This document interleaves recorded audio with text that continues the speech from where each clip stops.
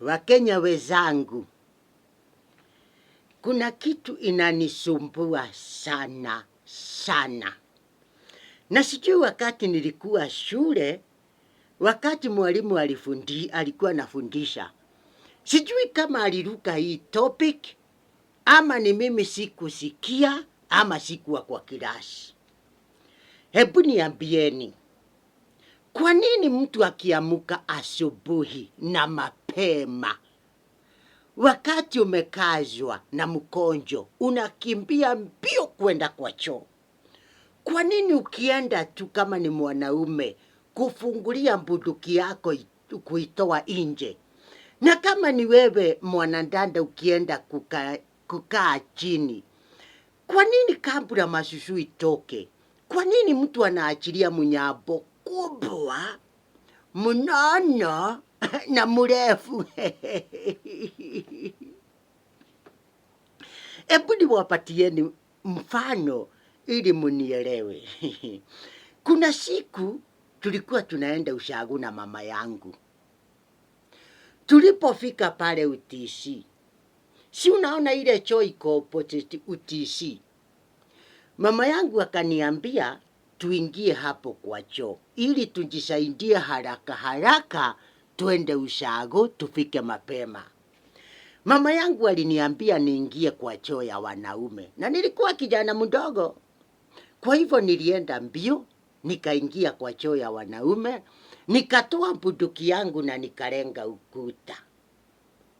Nikaanza kukonjoa, nikakonjoa. Nilipokuwa namalizia pale pa kutingiza, unajua Masai wanaipiganga kofi, wanaambia wewe, wacha kulia, wacha kumwaga machozi.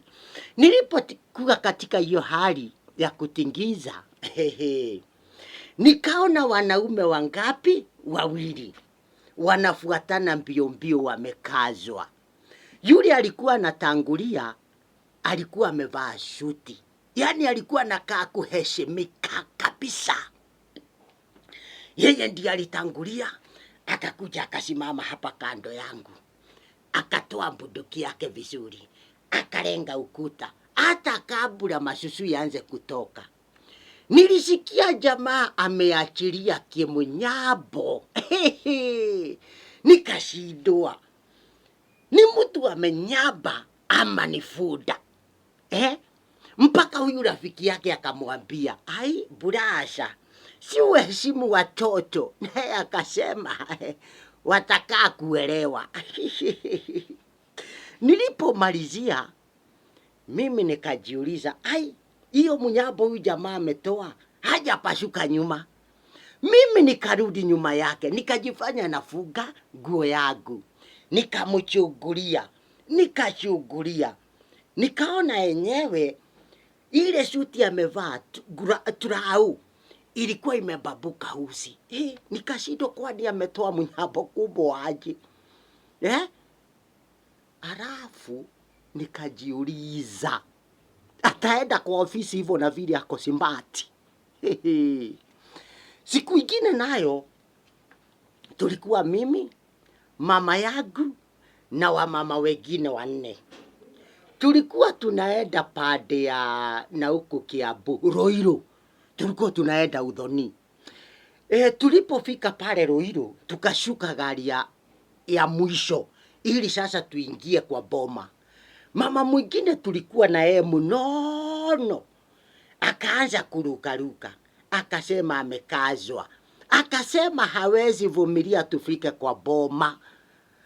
Ai, mama mwingine tulikuwa na yaka mwambia hapana, wewe vumilia tuingie kwa boma, tuombe mahali utajisaidia. Yeye akakataa, akasema hawezi tembea. Nilisikia tu ameniita, Kimende, hebu njoo hapa nyuma kidogo, simama hapo unifunike nijisaidie kidogo. Na akaniambia usijaribu kuangalia nyuma. Nikamwambia sidio. Alipokuja nyuma yangu, mimi sasa nikajifanya simuangalii, lakini nilikuwa naangalia nyuma hivi, naangalia venye anafanya. Alafu najichunga sana ili wale wa mama wengine wasinione na mchungulia. Nikamchungulia, nikaona ameinama, ameinua dress, amevuruta chini panti ingine kubwa. Na imagine alikuwa anasema ati inampana kwenda kukalia miguu. Wacha nikuambie, nilisikia thunderstorm with no lightning. Wacha nikuambie, nikashindwa jameni, hiyo mnyambo yote imetoka kwa mtu. Naye mama mwingine tulikuwa na yeye, nikasikia amesema, Gai, usiarioho kweli. Kwa wale hawasikio lugha ni kusema, Gai, uyako hai kweli. Akasusu, akamaliza.